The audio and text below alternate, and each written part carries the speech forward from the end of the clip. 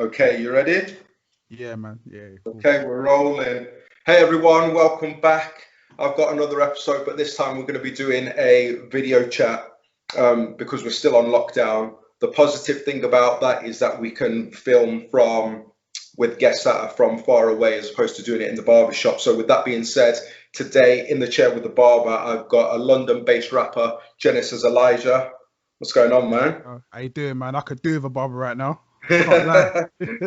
Can't we all? Can't we all? Um, so, just before we get going, is Genesis Elijah your real name? Nah, it's not. It's not.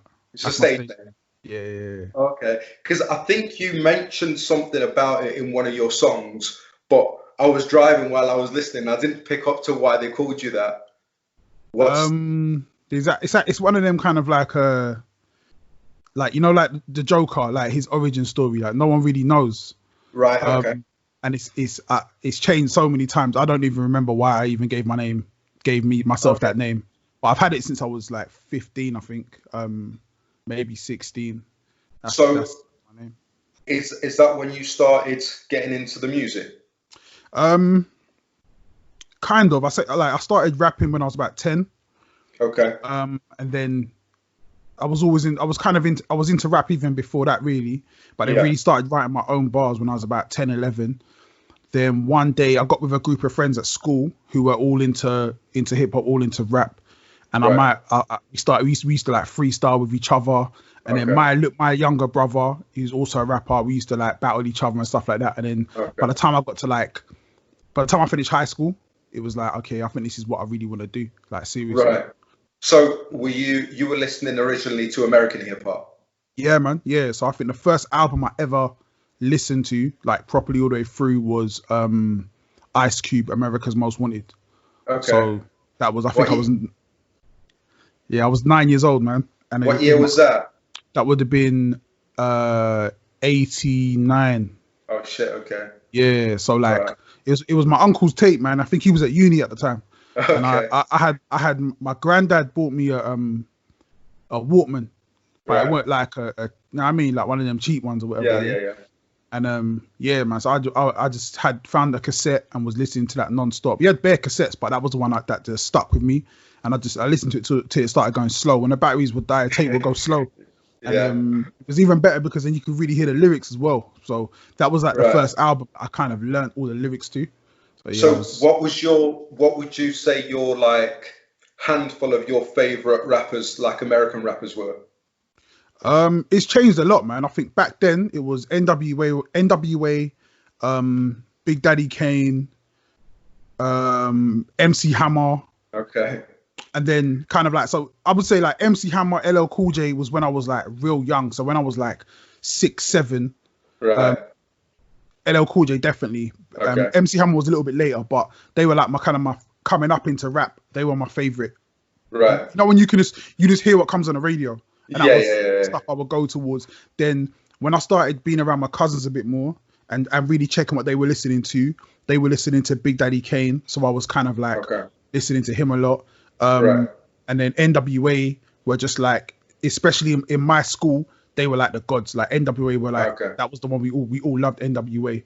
And really not even understanding the music at all. Like just knowing, Enjoying it. yeah, but just thinking they were rebels, man. They were bad. Yeah. Like Yeah. you ain't Yeah. supposed to listen to this at 8, 9 years old. Yeah. And Yeah. just be Yeah. like, this is what I wanna, you know what I mean? They're the rebels, so that's what Yeah. you listen to. So they were I they were always my favorite. I feel like they were a little bit before my time. I would have said my favorite handful of rappers were all from like the mid 90s. Mm. So like DMX, Okay. uh, Big Pun, Nas, Yeah. Tupac, obviously, them kind of guys. But I think hip hop started advancing more with the lyrics from probably like the mid 90s onwards. Because I think there were a lot more. I think rap was in its early stages, so I think the lyrics were a bit more basic in the early days, weren't they? And I think so. Yeah, I think so.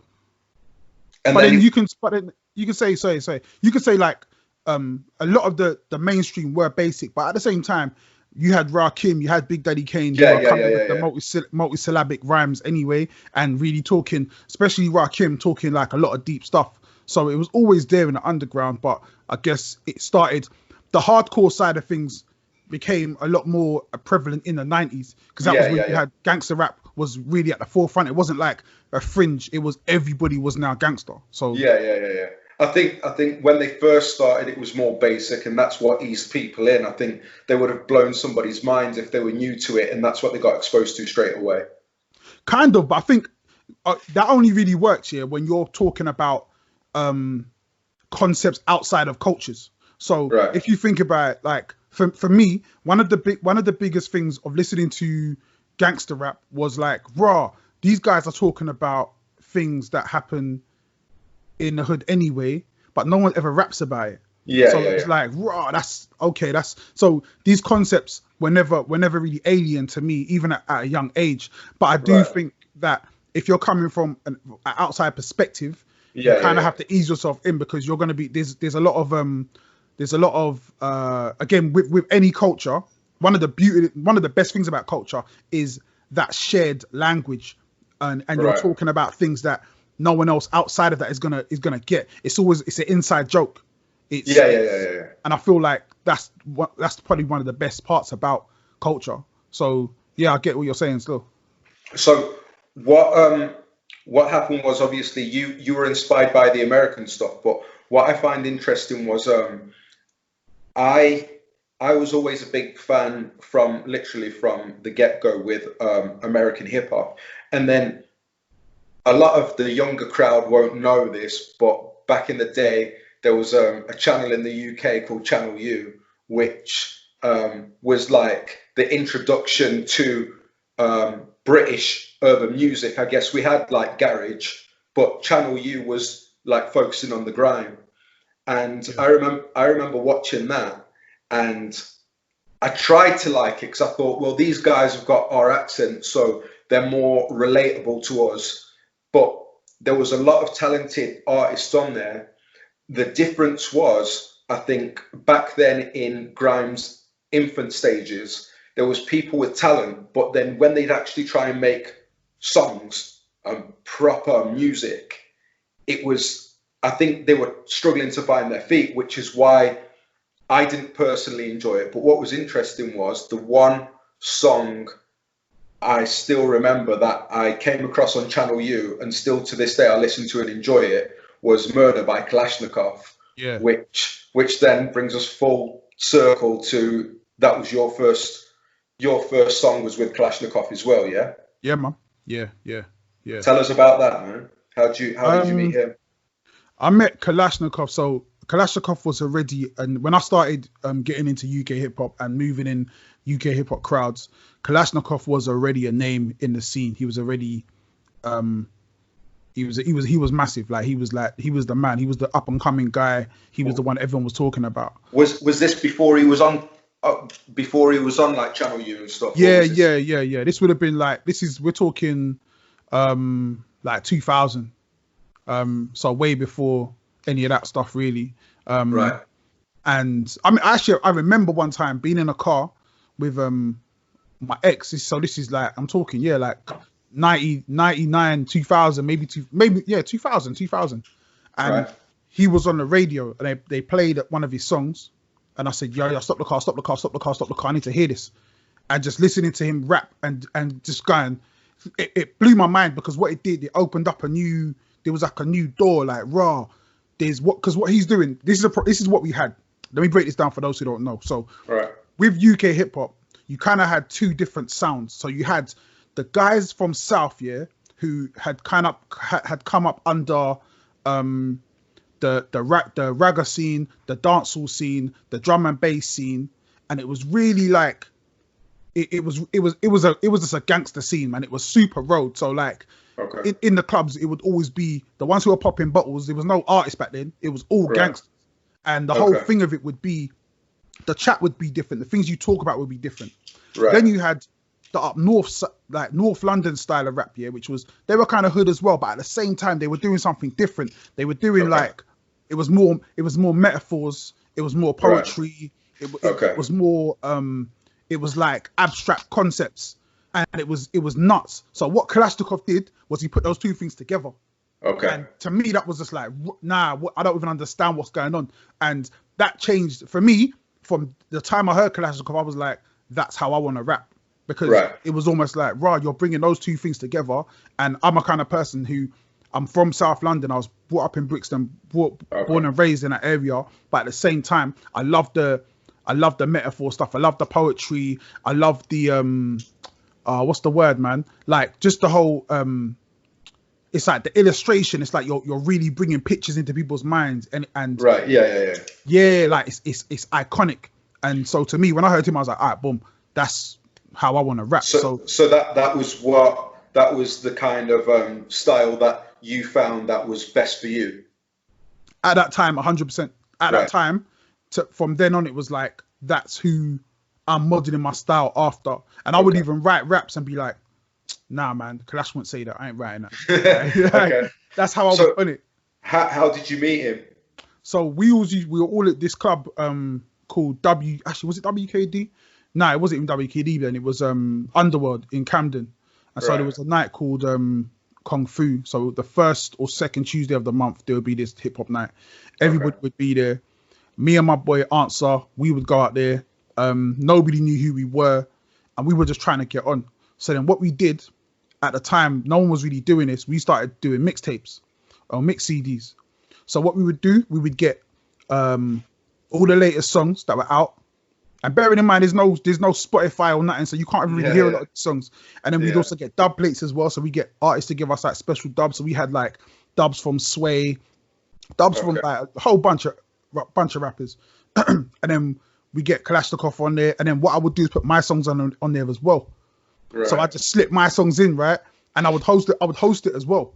So we started pushing those out, and we were selling those by the thousands. And then what it did, it kind of like elevated the name, and people just thought, oh, you're in the game. So that's how we kind of got to know everybody in it.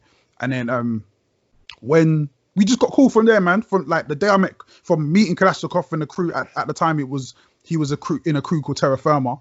And from there, like these are lifelong friends. Like I text Kalashnikov 2 days ago, like, you know what I mean? Okay. How you doing, bro? You good? Yeah. Best. And everybody in that circle became really tight. I got signed in 2002 or 2003. And they said, we want to do a single. Who do you want on the single? And it was a no-brainer. I'm like, I want Kalashnikov on it. Okay. So, yeah, man, they coughed up the money, gave him it, and he did the verse, and that was it, man. Like from then on, it was a rap.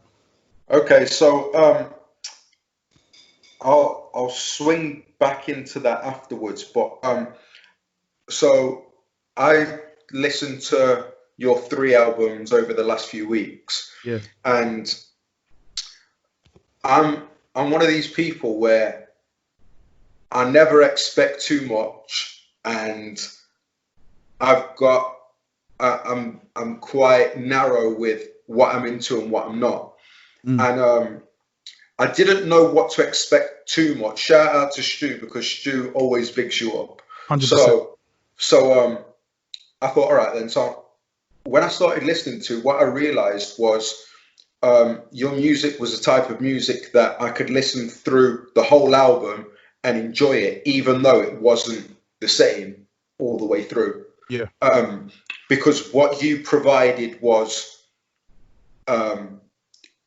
great style of your style of writing, the way that you put the metaphors in, like you said, the stories. You can tell that you're coming from a very genuine place, as opposed to like just trying to flex like a lot of the modern rappers are doing now. Which I had a little rant on Twitter not too long ago, because I heard that tune with Young Ads and Skepta. I can't remember what it's called. Right. Do you know which one I mean? Is it for the new album? Yeah. Right. And I listened to it, and it's again talking about them selling drugs, and it's like, we've heard it before, and it's all the same. And it's nice to listen to something that isn't that, because that's all that we're being fed right now, is that kind of stuff, you know? So I felt like your style reminded me of the American hip hop that I kind of like to listen to. Things like I'm listening to a Nas style rapper as opposed to I'm listening to young ads and all I'm hearing is catchy choruses. Yeah. Do you know what I'm saying? I feel like I've always been very aware of number one, what you put out into the universe, but number two, just being a well-rounded person. Yeah. There's a what's it called? Who is it? I think it's Cat Williams, and one of his skits, and he's saying these rappers like you wake up and it's like you angry at breakfast? You gang banging you gang banging with bacon? It's like you're waking up angry, and it's like you're not a well-rounded person. And I've always wanted the thing I want with a body of music, with an album or anything, something like that. I want when you listen to it, by the time you finish, I want you to know me a bit better than you did when you started. Yeah. And going from my very first project, actually, do you know what? Not even first project, first song. So the first song I did with Kalashnikov, right. That if you listen to that verse, I wrote it as if it was the last verse I was ever gonna write. Okay. And I mentioned everything in that I could possibly mention about my life. And even from the intro, it's it's never changed. I wrote that when I was 19 years old. Yeah, I've never changed. I'm the same person. I think the same way. I have the same values. I have the same morals, and I always want you to understand, like, there's so many different elements to who you can be as a rapper. And that's another thing as well, because what you find, this goes back to the name. The reason why I chose the name Genesis Elijah, part of it was I wanted it to sound like a real name. I don't want you to be shouting across the road, "Yo, killer!" Like, I mean, like you're there with your mum, and your mum goes, "Oh, who's that?" And you're like, "Oh, yeah, man, that's Killer Joe." Like, wait, what? You know what I mean? Like, where's I always wanted to understand, like, hip hop is supposed to be the one of the highest art forms. It doesn't always have to be. It's from the hood, man. But again, the hood isn't what people think the hood is. People think the hood is one thing when it's really not. It's still a microcosm of society. There's certain parts of it that are pushed because they're seen as glamorous, and there are parts of it as well. Like I'm never going to tell you that it's all good, and I tell you my life how it is. I'm not going to say I was an angel, but there's different parts. Yes, I used to sell drugs, but at the same time, I'm a father. I now don't do that anymore. I'm a businessman. This, you know what I mean? I know more about finance now than I do about the streets. And that's the thing I'm always trying to show people. Like, there's so many different sides to this, but what I don't want you to do is to downplay who you are and your culture, where you come from. What we see a lot of times is people seeing our culture as just one thing, saying, "Oh, do you know what? This is hip hop, which is grimy and this and kind of like it's in the gutter, and then this is another side of culture that's really nice and blah." It's like, nah, look at Jay-Z. Like, Jay-Z's hip hop through and through. Like, his house is an art gallery. Look at, you know what I mean? So with my music, I'm always trying to show you, nah, man, there's so many different sides. I'm not a caricature. I'm not a one-dimensional character. I think that a lot of the times when we're hearing the same type of music and the same type of topics from these guys is because they're not comfortable to talk about other things, because people like you can tell a story well. These guys may not necessarily be able to tell a story well. They've got the auto tune on and a catchy chorus, and that's what's making them the money. You know, whereas like, you know, sometimes what the real stuff that will interest somebody to sit down and listen to your story, that's not going to be what Radio 1 Extra is going to play. Yeah, that's true. And you know what as well? I understand that as well. I understand that side of the game. And I love that side of the game. Like, my favorite artist is Drake. I love the party stuff. Even those guys, even like Young Ads and all them, like, I love their music, yeah? And I feel like their music really does represent them. Or a part of them, but what they're not showing you is there's a lot of other sides to them as well. The problem is they might be in a situation where they don't feel comfortable enough to really be themselves in all facets of their personality.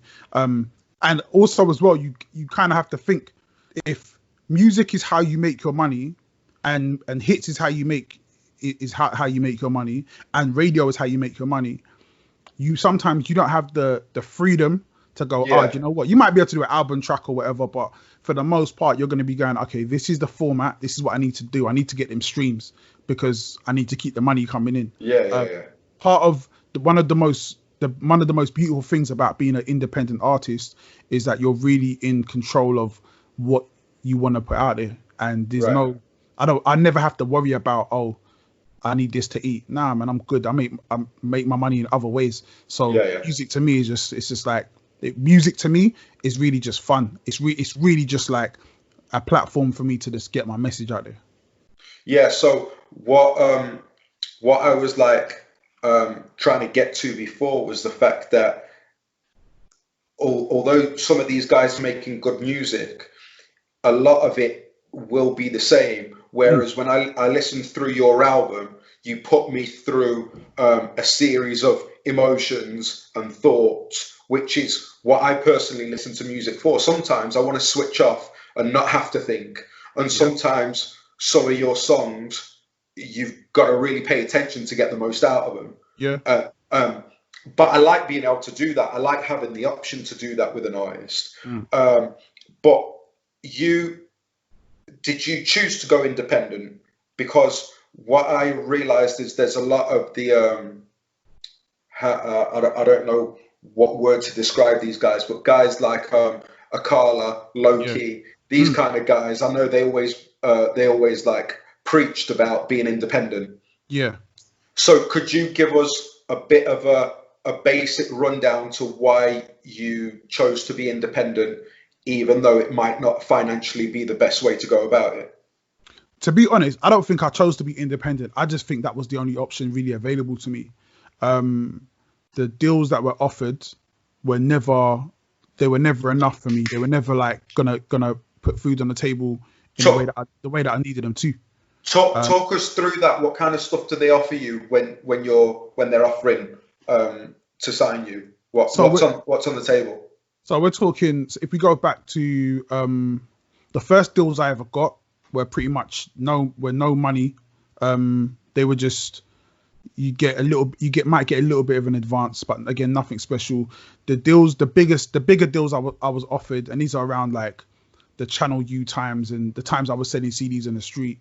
So you might get a 30 grand advance, 50 grand advance for an album, or maybe for 2 albums. But again, it's over the time you're looking at it, that's going to take you to make 2 albums and make that money back. It's not really worth it. You have to remember, around that time I was selling CDs in the streets. We were selling 20,000 CDs a year. So it's like, but again, it swings and roundabouts. So it's like what you would have got, or what I would have got from the deal at this time may have been more beneficial, because what it would have done, it would have given me a status. So I would have been on the level of like when you see like guys like Sway, guys like Kano. So you would have been there. I would have had less money, but I would have been able to make more money in the future. Right. At the same time, though, that I wouldn't have been in charge of my sound as much as I wanted to be. I was very hard headed as a young artist. I knew what I wanted to do. I knew how I wanted to do it, and I wasn't in because I didn't need, at the time I always thought I didn't need anyone, so I wasn't trying to take any advice from anybody or change for any reason. So it would never really work for me. And the majority of people that I saw the majority of people that got those kind of deals anyway, like now they're not anywhere. So to me, being in control of being in control of my art was really important. And it's funny now, because as I get older, I really value having ownership of my music, because I understand it more, and also I understand how it can be leveraged. So now we're talking that I turned down 30 grand or whatever for a deal, but now I can make that from one song licensing for an advert. So again, it's like it swings around about, and it's really just knowing your worth. But I kind of had to go through it to really get to the other side of it and really see it from where I am now and be like, okay, cool. this makes sense. Now I know how to use it. There's a lot of guys that are making a lot of money now, but they're not making as much money as they really should be making, because there's a lot of like the business is funny, man. The business is funny, so you're only getting a percentage of your own work. Yeah, and you don't own it, so it's like, I don't know, it's hard, man. I feel like it's bittersweet as well, and just the way the game goes, man. You see guys like what's his name, Rams. So like you'll see him with a big single, like Barking was massive, yeah. Right. But then it's like, okay, cool. Now you sign that to somebody, they're taking that to another level, which is wicked. That's cool. And also as well, yeah, you might be able to live on that song for the rest of your life. You ain't one hit wonders, cool. Don't matter. You're gonna be living off that for the rest of your life. But at the same time, you're now in a position where people are looking at you. Where's the next one? You don't get to come in on your own terms. Like everyone's looking. Okay. It's so quick. Like, are you gonna be here in 20 years time? Are you gonna be here in 30 years time? What would you say is the difference between guys like Sway and Kano then, because they got the deals and they did well with it? I would say the difference is number one, someone like Sway is a genius. Right. He really understood the game. He understood first of all, their talent. Talent is always going to be out there. Their talent they're like the best. Sway is a really good example, because Sway is somebody who came from the almost exactly the same place as me. Okay. But saw the game very differently. Okay. And also understood what it took. And understood the compromises to make, the right compromises to make. Okay. To get to where he needed to get to. Moving forward, like I think Sway is such a good example, because I always say Sway made every single move correctly. Everything Sway did is what I would advise somebody to do if you look at his career. Right. And now he's in a really good place. He's in a place that a lot of artists that came from the same place he did. Again, I'm one of them. I'm not in a as good space as Sway is, because Sway just did all the right things, man. Was that a thing of just understanding it, or was that a thing of maybe a little bit of luck and, I don't know, coincidence?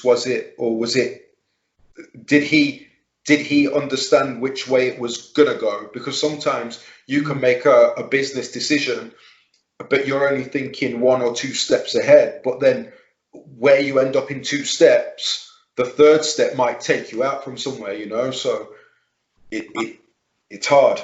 I think Sway was playing chess. I think he understood where the game was going. He also understood how to make it palatable to the masses. Right. Really understanding, how do you make a hit or how do you make a song that both sides like? That sounds kind of poppy, but at the same time, the hardcore heads can really feel it as well. Enjoy it, yeah. Yeah, and also another thing he did, he invested in himself. I feel like at the time, I wasn't in a place to do that. In what way? Just putting money into yourself, just making sure that your production values are all on top, making sure that your artwork is perfect, your videos are perfect. You have a theme, like you knew when you saw Sway all in white with the Union Jack around his face. It's iconic. Yeah. It's iconic. Yeah. Like he understood symbolism. He understood novelty as well. So this when he put out Little Derek, I was like, yo, he's gone. He done it. Because I knew, like, just hearing that, I was like, he's doing something. He was brave with it, super brave with it. And I don't think at the time, a lot of us, we were trying to be too hard, man. We were trying to be too hardcore. Isn't that what they said about B.I.G. when he did Juicy? I think the difference is, actually, maybe it's not even the difference. I guess the market is different, but you had a Puff Daddy behind you, right, to really do that. And Sway had his people as well. Sway had his team. Sway had some really good people around him as well. But again, that comes down to like what are you investing in? Who's invested in you? how much money can you put behind it, and just having that Right. perfect storm. Because I've seen people put a lot of money into projects and they don't do what they should have done. Yeah. And I've seen people have amazing projects, but because they didn't have any money in it, it didn't do what it could have done. And I say that I always feel that a lot about me. Private moments in public, I really should have, at that time, what I should have done is put money behind it. I should have put 10, 20 grand behind it, because then what I would have done, it would have taken me to a next level. It would have hit where it was supposed to hit. At the time, I was still kind of, I don't know, man, in the idea of like, yeah, you want to do it yourself, but you're cheaping out. And when you cheap out on things, you really only hinder yourself. And sometimes take shortcuts and get cut short. Yeah, that's it, man. Yeah. So I've seen that probably more than anything, of people just not putting money behind investing in their product. Like, if you really believe in your product, then go put your money into it, because you know it's going to come back if you really believe in it that much. Even with being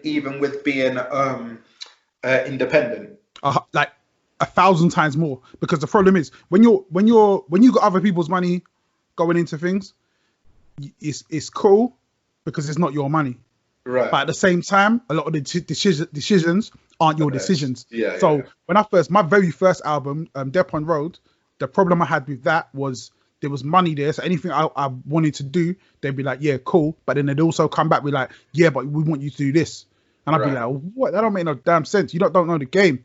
But they'd be like, we're paying. What was it? Stuff that just didn't fit your image? It wasn't. Sorry, a little bit, but it was, to me, it was more like not understanding the business move. So, for instance, when they wanted to do a launch party, but it was more like a listening party for the press, and they wanted to do it in Cornwall, and I was like, what are you talking about? Like, what? I'm from Brixton, innit? Why are you doing something in Cornwall? No one's gonna know me there. They're like, yeah, nah, because the guy who owns the label, they're doing a big thing down there. He knows all the journalists and stuff. And I was like, it don't matter how many journalists you know, it's not gonna make a difference, because they don't even know the yeah. And so then the label, like the parent label of my label, called me up and was like, listen, we really want to do this. Like, will you come down and do the show? And I was like, I'll come down and do a show, whatever. It's nothing to me, innit? And they were like, cool. Can you do a 2-hour set? I was like, this is my first album. I don't even have 2 hours of music on the album. They were like, yeah, but you know, when you have like these rock bands, they come down, they do 2 hours, they do an hour, then you have a break, do another hour. I was like, no, my set is half an hour. That's my set. And they were like, okay, well, we can't really do it. It's too short. And I was just like, you don't get it. And little things like pressing up CDs. So at the time, you had to get your CD pressed up, right? So what you would normally do is you would press 1,000. Bear in mind, we're like independent, small. No one knew who I was. So what you would do, you would press 1,000. You would send them to the independent stores. It'd be sale and return. Whatever if they don't sell it, they'll send it back to you. Not a problem, because what happens most of the time is they'll sell it because they're trying to push it anyway. You get your money back, and then you press up another lot. Right. The label were like, nah, we got the money, we're gonna press up 10,000. So I'm like, no, don't press up 10,000 copies. You press up 10,000 copies, you're not gonna sell them. You're gonna be looking for places to push them. You're gonna do stupid things, and it's not gonna work. Right. They didn't listen. They still went through and did it. 10,000 copies were out there sitting in warehouses for I don't know how long, because they just the business side went all wrong. They were used to pushing bands and not pushing rappers. They didn't know anything about. But was that because of the type of label you were with? Yeah, it was that. They didn't listen to us. They signed us over some. We were signed like the reason they signed us was stupid in the first place. Like, we got the backing because of our Facebook buzz, and at the time it just wasn't Facebook buzz. Again, like you can fake numbers in it. Like Facebook, it's not the same. Imagine you signing somebody because they got a bunch of Twitter followers. It's like but like, who are the followers? Like, who are they? Are they buying music or whatever? So it just it didn't really work. There were so many things and then by the time the album dropped, I was already like, I don't want nothing to do with you lot.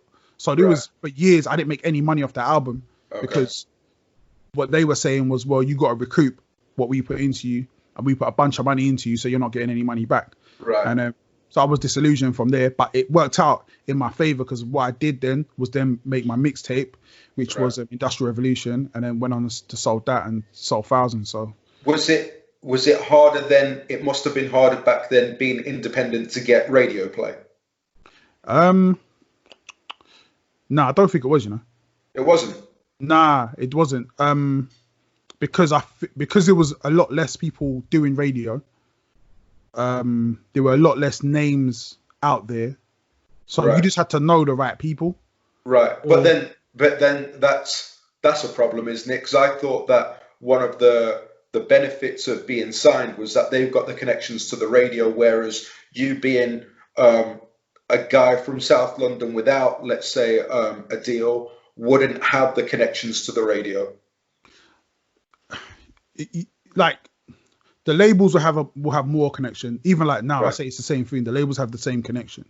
The difference is, if you think about it this way, right now, everybody's making music. Yeah, like, everyone's making music. The amount of music is, there's no way you can play everything that gets made every week, right? So then it was different, because then you could literally roll up to BBC or Capital or Kiss with your CD and just wait outside. See Westwood, yo, I'll take my CD, man. And he'd be like, and then maybe if he ain't got no one else to play, he'd just play your CD. Right. Okay. So it was, to me at that time, I felt it was easier to get radio play, and then also once you got radio play, you were good, because then you could just send your CD in and they play you whenever you had something new. Another thing that worked really well back then that doesn't work now is features. Features were a big deal. I could have a song now with whoever. I could have a song now with Skepta and send it to radio, but they're like, if Skepta's label ain't pushing it, they don't care. That's just not. It's not gonna happen. Right. Whereas back then it was like, oh, the name's on it. When I did a song with Kalashnikov, that was it. Every single underground station was playing it because it had Kalashnikov on it. Right. Then they were like, do you know what? Nah, it's a good song. Cool. That was it. So it definitely, I feel like now it's a lot harder to get radio, but then at the same time, I feel like radio isn't worth as much as it used to be. But now it's different, because you could not be signed, and if you've got a good social media following, you can still get a lot of views on the YouTube and a lot of downloads on Spotify. So the game has changed a lot, but now it's probably better to not be signed.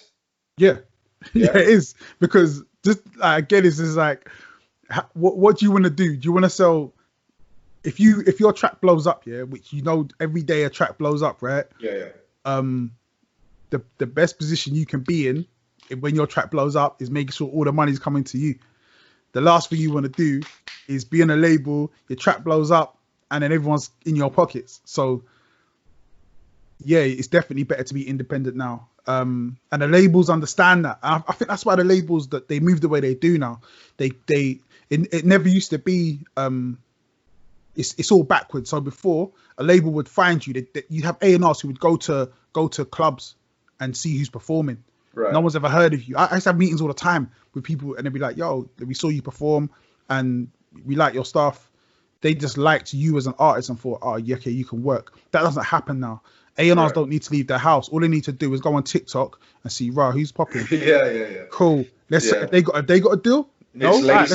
It's lazy work now. Yeah. It's lazier work, but at the same time, there are some good A&Rs out there, good managers, good label people, but I feel like it is a lot harder, because at the same time, there's so many platforms that I have access to. Yeah. And I have access to so many platforms that the labels have as well. So you never used to be able to get, you weren't on the same level as anyone. It took so much effort for me to get my CD next to whoever's CD, whether it be Black Twang or Roots Maneuver. It took so much effort. Whereas now I can have my song next to Drake. Yeah. I mean, it's definitely got its benefits in some ways, and then I think the sad thing is sometimes you've got a lot of people that are putting out not the best quality stuff, but they're getting so much attention just because of the way that social media and stuff is now. If you've got a good following, it doesn't matter what you put out, it works.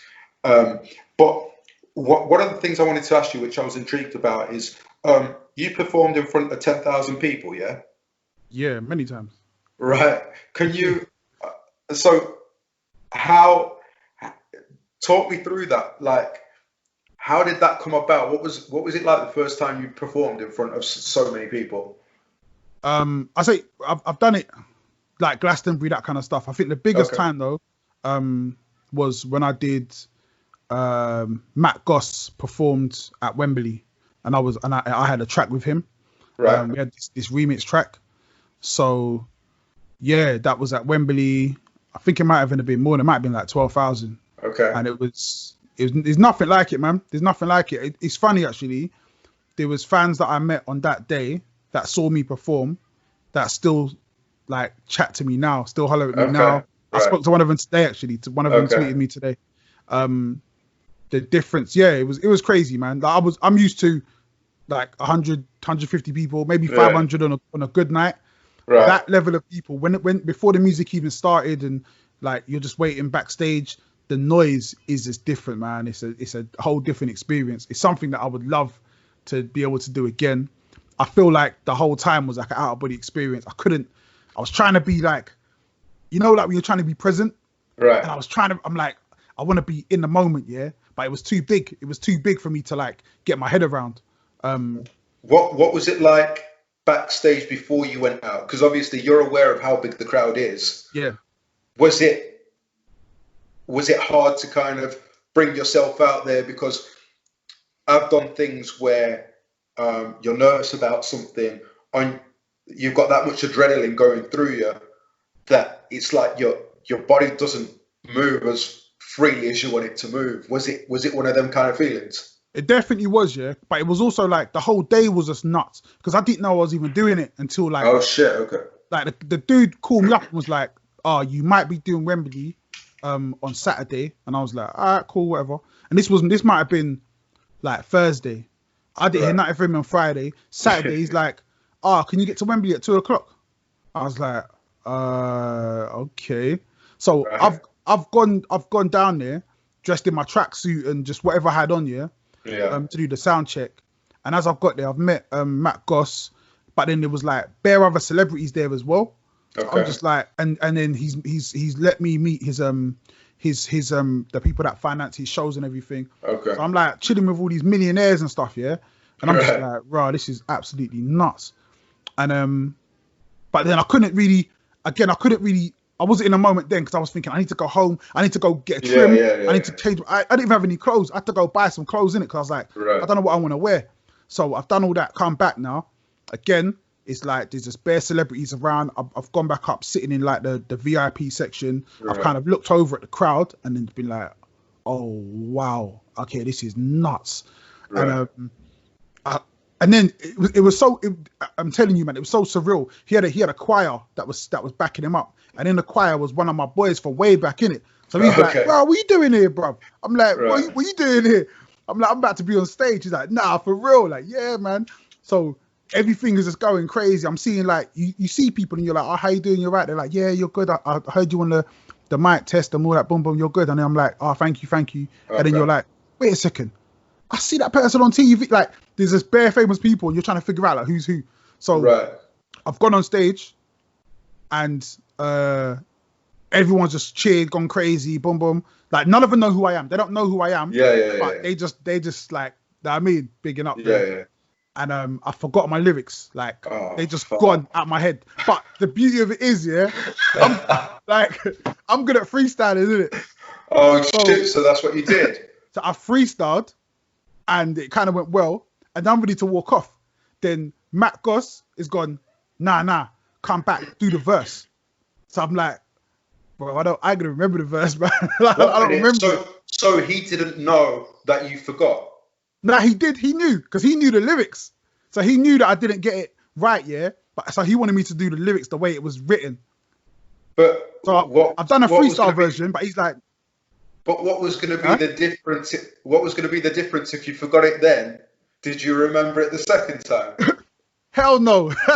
So all I've done, yeah, but because I knew I didn't know it, I was more prepared to freestyle anyway.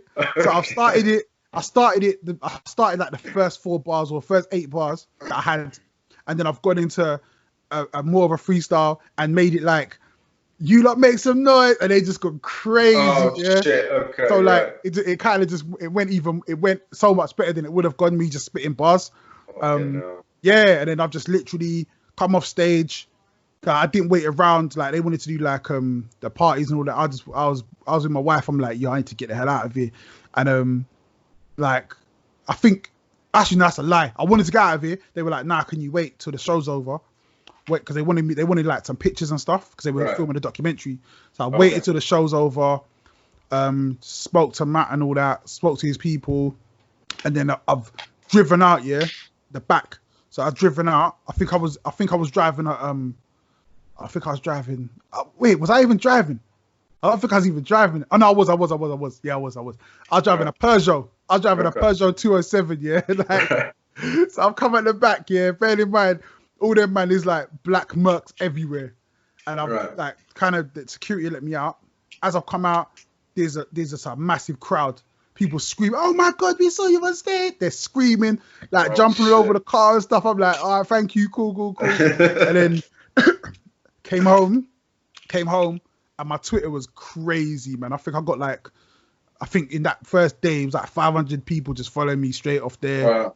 And then from there, they were just like, "Yeah, you're part of the community, the Matt Goss Bros community." And it's funny because for the majority of them, they're older than me, you know what I mean? Like women that are like my mum's age, yeah. Right. But they support so hard. Like if I say, "Yo, I got a new track coming," they'll all just jump on it and push it. Okay. They send me messages all the time. Like, but that's the kind of fan base you want, isn't it? His fan base is crazy. His fan base is crazy because you're talking about people that have been rocking with him since the 80s. Right. And they go to every one of his shows. When he leaves the country, some of them go with him. The others wait at the airport for him when he comes back. Like these people bring their kids to meet him. It's crazy. When I went and saw the meet and greet. There's people crying. One thing I tell you what, it did teach me though. I don't ever want fame like that. Like, oh wow, never. Like to me, that's the only thing I took away from it was like, yeah, that lifestyle is not for me. That's why not, because of the pressure. It's not the pressure. It's like the fakery around it. Right. Because what I love, yeah, I love being in a situation where people feel comfortable to tell me you're fucking up, man. Right. Like, and people to say no to me. Yeah, you're surrounded by yes men otherwise. Yeah. It's like being in the like, and I don't know. Again, me and him only had like one conversation. I don't know what goes on in the rest of the time, but being around those kind of people and having them treat me that way as well, it was super uncomfortable. I'm not like that. That's not the kind of thing I like. I like being around my friends. My day ones are my day ones for real. But you're surrounded by regular people, yeah. Yeah, man, and and people that know me from before, people that know me from since primary school, high school. One of my best friends, she's known me since I was like 6. Right. Those are the people that I like to be around me. If you ever see me acting the way I ain't supposed to be acting, they can be like, "Yo, put you in check." Yeah, man. You need those no's. Like I always say, resistance builds strength. And to have someone tell you, "Nah, don't do that," that's gonna help build your character. You're in a position where, sorry, Corona. If you're in a position where people are always like, "Yeah, do what you want," you're gonna end up in a bad spot. And I think that's what a lot of celebrities do get, and a lot of younger celebrities get it. Yeah. Because people are just massaging the ego. Yeah. If you become famous before you know yourself, fame will define you. If you become famous after, then you know who you are, which is why Ricky Gervais is very different than Justin Bieber. Because Justin Bieber got famous at 11. Yeah. He doesn't know no hardship. You don't know no one telling you no. You're Justin Bieber. No one's telling you no, bro. Yeah. You do whatever you want. That's why you end up in those situations. Yeah, they go off the rails. Yeah. Whereas Ricky Gervais is a big man in it. So for him, he just does what the fuck he wants because it don't mean nothing to him. He went these first 40 years with none of this. If it all goes tomorrow, he don't give a fuck. So Yeah. it's definitely I try to always kind of in my mind, yeah, like outside of reality, in my own mind, I always feel like, yeah, man, I'm so close to this. One day I'm gonna blow up. I'm gonna be there. I'm gonna be there, but I'm gonna be real. You know what I mean? And even if it never happens, in my mind, I'm always just like, nah, just stay humble and just stay blessed, man. Yeah, but I think this is a difference, and this is a mature way of thinking that if I'm good on my own, anything else after that is a benefit, is a 100%, bonus. 100%. But you need to be able to survive on your own, Yeah, whatever that might be. yeah, Genesis, did Michael Bisping ever hear your song? yeah, man. Yeah, yeah. It's You actually did, yeah? yeah. You know what? I haven't even posted it, but he sent me this video of him playing it in his car. Oh, Like really? this was maybe like 3 or 4 months ago. Oh shit, okay. The song's actually being used in a documentary that he's doing. Wow. Yeah, so like it's deep, man, because obviously I made the song. I think I made it when he just won the championship, when he just won the belt. Right. And what had happened is, so the old management I was with, they called me up and was like, "Oh, you ain't got it on your SoundCloud." And I was just like, I don't really want to do SoundCloud anymore. Like, no. Like all these labels, they keep bringing up SoundCloud, and you haven't got anything new on there. Okay. So I was just like, so we had this kind of back and forth.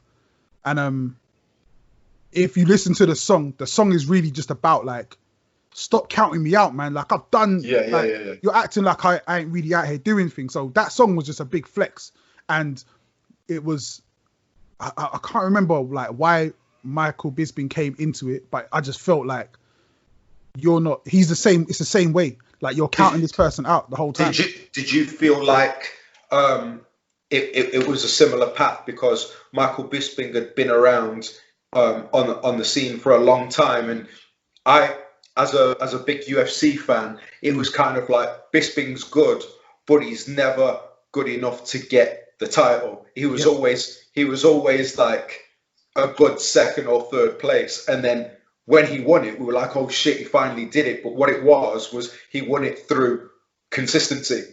That's it, man. And it's like you don't like with him as well, yeah. You see what he goes through, and he's got this braggadocious way about him, yeah. Yeah.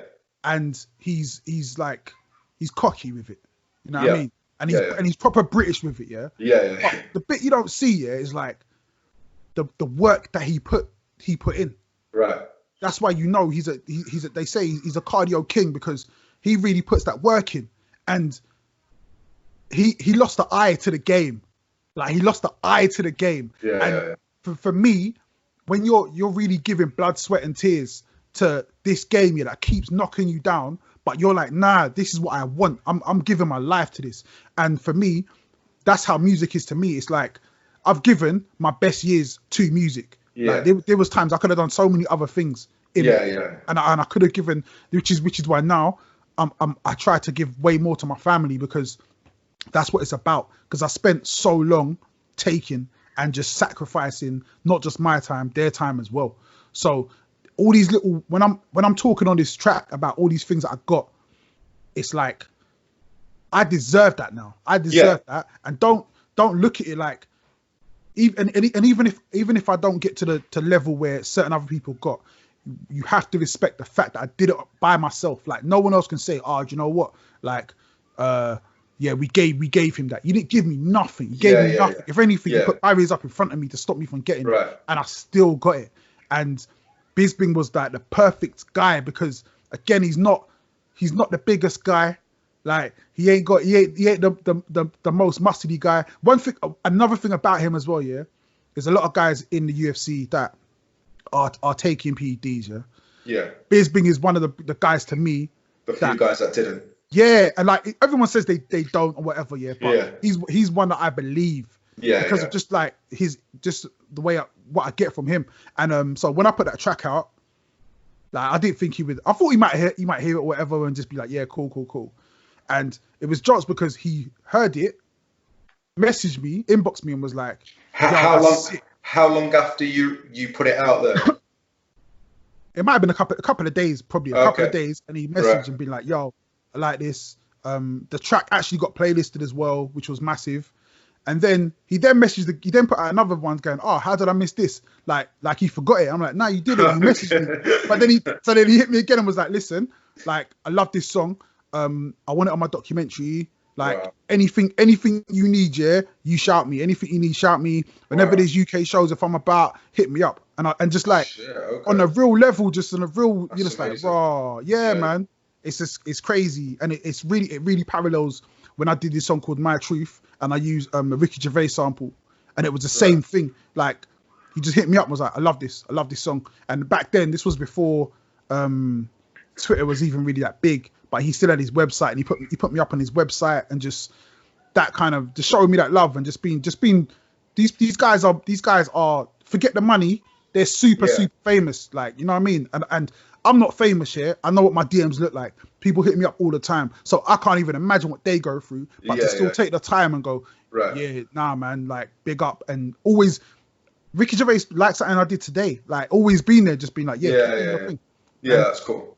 And so for someone like me as well, again, someone who's like putting a lot into this, but isn't big in a game like that, it means a lot to have those guys just go, yeah, no, you know what, I respect what you do. And again, that's when I started this, all I wanted was the people I looked up to respect what I did. That's it. Everything else is, like you said, everything else is a bonus. Because to be at a certain level and people just shout you because they're using you, I'd rather have less and be respected than more and used. Yeah. But I think going back to what you were saying with Bisping and the concept of the song was that, yes, all right, you're not a big mainstream rapper, but in future, when, for example, your kids or other people look back, you don't need to look at how many tracks were sold. At the end of the day, you've got your content of work that's out there and it's accessible. And the difference is there's a lot of people you grew up with that don't have that content online for people to listen to, you know, and it's kind of like the fame and the money is a byproduct of the content, but you still got the content there. You know, it didn't matter that Michael Bisping lost the belt shortly after winning it. The fact is, he got the belt. Yeah, man. Yeah, that's it. And that's the thing. Is like, I say this a lot. Like, I'm not trying to build a buzz. I'm trying to build a legacy. Yeah. And there's so many things that I've got from this game. There's so many memories. It's given me so much, and I've given a lot to it, but it's given back as well. And I feel like a lot gets lost because a lot of times you're looking at the numbers. What's the numbers? How many views did it get? Like, forget. Like, it's taking me a long. I'll tell you what. Who's a big person who's going to help me with this? Gary V, man. Gary Vaynerchuk. I watch him all the time, and he always says it. Forget the numbers, Forget the numbers, man, because it's about the connection. What's the connection? What are we here? Like, really, what are we here to do? Like, who cares if you get 1 million views and no one connects with your music? Like, someone messaged me the other day and was like, it was one of my songs, and it was like, I was going for a really hard time, and I was literally about to give up, and I was listening to your music, and that's what turned me around.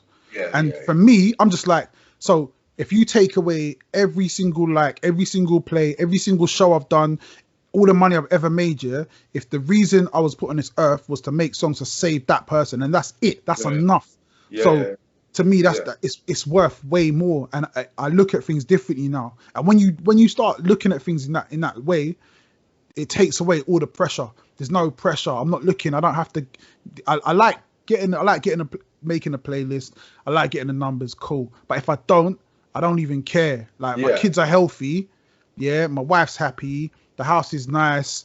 The money's coming in. So, like, really, what are you moaning about? Like, what are you hear? I mean, Giggs said something that was so good. Yeah, he was like, one of his interviews, he was like, people make a song, don't get a hit, and then get all depressed. And he was just like, just make another one, innit? Like, make another song. Like, what's your problem? Like, if you don't do what you want to do, make another one, man. You got the mic, you got the beats, get on with it.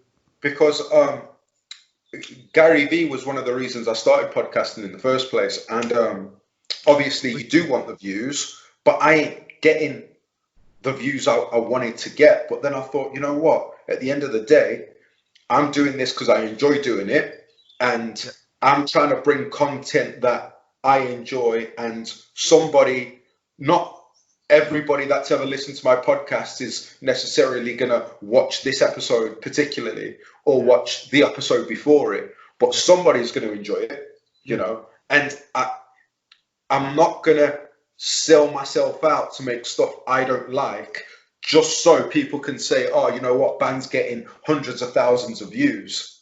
You know, if I only get hundreds of views, fuck it, you know, because the content is there. And like I was saying to you before, I could look back in years to come and say this was content I was putting out, and whatever happens with it, you know. And you don't know what comes from what you do, like the work. That's why I always feel like the work is the most important thing. Mentioning Gary Vee is funny. So one of my mates, good friend, owns a bar, right. And I was talking to him about in this downtime, like, why don't you do like the wine library like Gary Vee used to do? Right. And it's funny because I went to Gary Vee's the old wine library page and went like 11 years back. Oh, shit, and just seeing like the numbers he was getting. And what were they like? Like 300 views for certain videos, right. 1,000 views, no views, but it's like it builds up over time, and you're again, man, it's legacy. It's like just focus on the work. Obviously, a thing that Gary Vee says a lot is document. Like that is so important, and I feel like there were times where I could have done that and didn't do it because I'm a perfectionist as well. So I wanted everything to look perfect. I wanted it all to be right. And what happens is you lose a lot of time doing that. And what's way more important is the work. And the reason my career is where it is and how it's gone is because I've always done more work than most. Maybe not, there's certain people who might have worked harder than me, but there's not many. Right. And at the end of the day, it's about like I said, somebody, whatever you put out, somebody's going to like it. It's not always going to be, it might not be the most viewed, but somebody's going to take something from it, you know. And sometimes I'll have like somebody come in the barbershop and then they'll DM me like ages later and they'll be like, oh, this happened and it was because of when you said this to me, and I forgot I said it. It wasn't a big deal to me. And some of these songs that you may put out, you may just put them out for the sake of putting them out. Yeah. But then they meant something to somebody. Yeah. Like the biggest song I have online right now on Spotify is a song called 37. Right. Yeah. And 37 was really just like, so since my 33rd birthday, I think I missed out 34. I think I did it, but I called it something else. I've on my birthday, I've always made a song. So I just sit down, make a beat, rap to it, put it out. 37 was just one of them. It weren't nothing big. It's just something I just put out. And it got picked up by a playlist, then got picked up by another playlist. And then all of a sudden it's now the first track I got that got over 100,000 streams. And again, it's in the big scheme of things, it's not big to most artists, but to me it's massive. Again, it's something that I could have, if I had gone and been like, this is going to be my biggest song, it wouldn't have worked, man. It wouldn't have gone. 37 is nothing. It's literally just my life. I'm literally just talking about where I am at where I was at 37 years old. Right. For that to be my biggest track is nuts. But then this is like so DMX says that when he first heard the beats of the Rough Riders anthem, he didn't like it, but they kind of forced him to do it anyway. Yeah. And that's one of his biggest songs ever now, you know? So it's a similar thing. We don't know. Like I say all the time, innit? The song I think is gonna be big is never big. The song I don't like is the one that's gonna go places. I just make music now, man. Yeah, enjoy yourself. Would we ever see you doing something like a Daily Duppy type of freestyle? Yeah, like I think the reason I haven't done, like, I've done SBTV warm-up sessions. I I haven't, like, I wanted to do a Daily Duppy years ago when they had the old editor. Like, I just thought it was way better. Now I'm just like, yeah, I'm not really bothered either way. I mean, you dropped that Isolation tune a few days ago, and that was like a similar thing. It's just like one verse. I really enjoyed it. I just think that, you know, doing something like a Daily Duppy would just get a few more eyes on you that could appreciate your music, you know. 100%, man. Me and Charlie talk all the time about me coming up and doing a fire in the booth and that kind of stuff. Yeah, do it, man. And I've actually got, I think I've probably got maybe 3 fire in the booths written over the years that I've like been like, all right, I'm gonna do it this year, and then no, I'm gonna do it this year, and I've got one written ready to go as well. We'll probably do it at some point. It's just when the time's right, man. Because you know what Gary Vee'd say too, yeah, fucking don't waste time. Yeah, it's true. I'm saying, like, one of the biggest, not regrets, but one of the problems with me is that whole thing of trying to make sure everything's perfect and I've turned down things that a lot of artists would never turn down. Good opportunities, Yeah, man. So I turned down F64s, and I've turned down certain shows, and so like certain things. But at the same time, I'm like, if it's not right, it's not right. Yeah. If I feel the vibe's off, the vibe's off. I'm not doing it. And I never want to put myself in a situation where I'm like, the pressure's on. If I'm doing it because I know if I do it, then it's gonna be a big deal. I'm just like, no, I don't want that. And I feel like as well, a lot of times I'm not a kind of person who really rises to the occasion. Like, that's just not me. I'm just chilled in it. I'm a kind of person. I'm best when the world comes to me, and I always find that I do my best work when I'm in my lane, and I kind of allow the situations to come to me. The last kind of big thing I got was an advert, and it was really just a case of, they were like, yo, we heard what song did they like? I think it was Flowers, and they were like, yeah, like that. Could you do something like that? I'm like, yeah, cool. So to me, I'm just like, let me be in my lane, and jump in front of the truck. Don't let me have to swerve for you. Yeah. So what are you expecting for yourself, like, within the next few years? Because obviously I know you've got other things going on, like you started interviewing people. I'm guessing you've got business and career doing other stuff as well. Like, where do you see yourself going? You know what? It's funny. Like, I don't really have a plan anymore. There's certain things I want to do. So I want to get more into acting. Okay. I want to get more into doing documentaries, and I want to kind of see where this interview thing can go as well. Right. So those are the kind of things I'm focusing on. When you're talking documentaries, are you talking to be in front of the camera or behind the camera? Behind the camera. Okay. I've got a few ideas, things like that. So I've kind of, one of my businesses is media companies. I do music videos and that kind of stuff anyway. Okay. But it's just really kind of expanding that to be documentaries, short films, that kind of stuff. Right. So that's something I will go into in the future. As far as music goes, I'm always gonna drop albums. I'm always gonna be making music. Yeah. I think that's just it's something I love doing, and I always feel like there's always a kind of like a calling for it. People always want new music from me. Yeah. So I'm always gonna do that.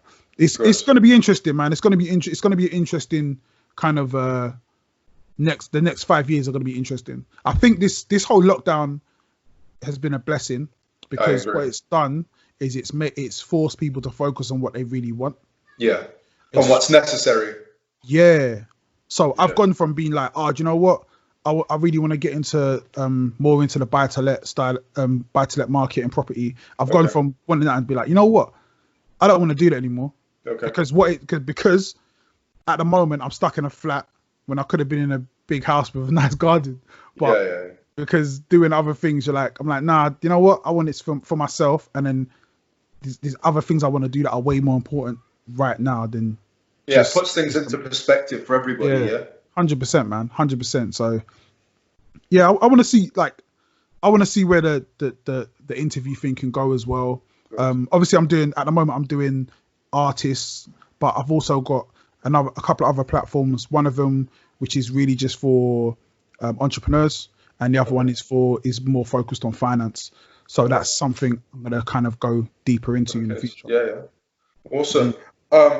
Just before we wrap up, a few things I want to ask you quickly is if you weren't doing what you do now, what would you want to do? Is there like a dream kind of job that you always wanted to do? If I weren't rapping, Yeah, I would love to be acting. okay, I think would be like the next best thing, I think. right. Never too late though, man. Now I've done a few little bits and pieces, but it's something I would want to take a bit more seriously. Right. And yeah. Okay. What advice would you have gave 18-year-old Genesis Elijah? Get a job. Get a job. Yeah, man, get a job. Like because the money, road money is all good, it's all well and good, but it doesn't help build credit. Yeah. And it's also a lot harder to reinvest it easily. So money under the mattress is it's hard to shift, isn't it? Shoebox money, silly. So I would have said don't forget about, I think at that age as well, you're in this kind of place where, especially at 18, man, my whole identity was as a rapper. So me being a rapper meant I could only do rapper things. You're right, yeah. So I couldn't work at Tesco's because it wasn't a rapper thing. The image, yeah. Yeah, so I'm saying, so I would tell me, no, forget that. Go get a job at Tesco's and just save your money and put your money right back into music, because it would have been like, it would have been so beneficial, man. Cool, man. I agree. Before we go, is there anything you want to plug? Anything that you've got going on, coming up? Anything that you're releasing that you want people to know about? Nah, not really, man. Just follow me, man. I'm easy to find. We'll put the socials on the video anyway. Yeah. Yeah. Thank you, man. Thank you for having me, man. I appreciate you coming on, man. I know that you're busy with other interviews and stuff as well. But yeah, so to everybody watching, you can find Genesis Elijah on Twitter, Instagram, Spotify, YouTube. I'll put all the links on the descriptions and on the video. There's a lot of great music. If you guys are into urban music, this guy will provide you with a lot of different emotions. So go and enjoy it. Guys, subscribe to the channels, mine and Genesis's channels. Share, let us know what you think. Thanks for watching. Stay tuned and you'll see us soon. Yeah.